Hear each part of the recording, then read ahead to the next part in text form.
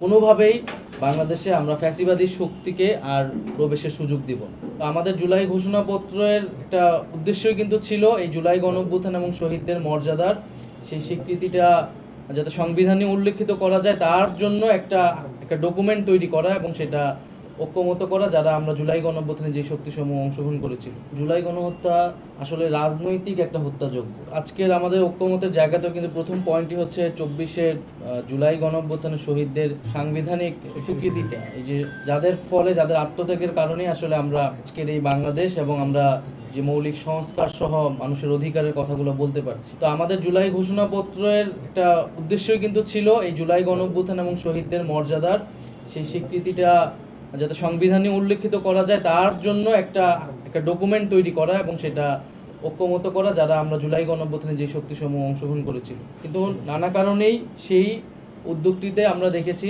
আমাদের জায়গা থেকে সর্বোচ্চ সেটা দাবি ছিল, কিন্তু বিভিন্ন কারণে সেই দাবিটা বাস্তবায়ন হয়নি এবং সরকারের কাছে আমরা তো এখন আনুষ্ঠানিকভাবে দেখা করতে যাইনি। আমরা অবশ্যই সেখানে বলবো, কিন্তু জুলাই ঘোষণাপত্রের পাশাপাশি এখন আমরা একইভাবে জুলাই সনদটাকে বেশি গুরুত্ব দিচ্ছি, কারণ জুলাই সনদ হচ্ছে মৌলিক সংস্কারের যে রূপরেখার উদ্যোগ সেটির কথা বলা হয়েছে।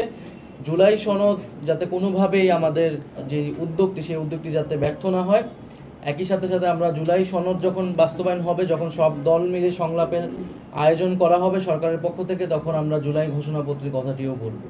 আমাদের মধ্যে এখন যে ফ্যাসিবাদ বিরোধী শক্তিসমূহ বাংলাদেশে রাজনীতি করছে, বিভিন্ন রাজনৈতিক দলের অবশ্যই বিভিন্ন মত থাকবে।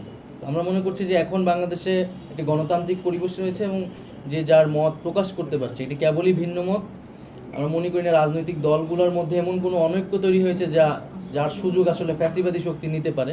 ফ্যাসিবাদী শক্তির বিরুদ্ধে আমরা সবসময় ঐক্যবদ্ধ আছি এবং আমরা এই যে ধরনের সংলাপগুলো হচ্ছে আমরা সেগুলোতে অংশগ্রহণ করছি এবং আমাদের দল থেকে আমরা বিভিন্ন রাজনৈতিক দলগুলোর সাথে আনুষ্ঠানিক এবং অনানুষ্ঠানিক সংলাপের উদ্যোগ নিচ্ছি। সেখানে আমরা অবশ্যই প্রয়োজনে যদি মাঠের কর্মসূচিও প্রয়োজন হয়, আমরা রাজনৈতিক দলগুলোর সাথে ফ্যাসিবাদ বিরোধী রাজনৈতিক দলগুলোর সাথে আলোচনা করে আমরা যৌথ বা যুগপৎ মাঠের কর্মসূচি নেওয়ার জন্য উদ্যোগ নেব।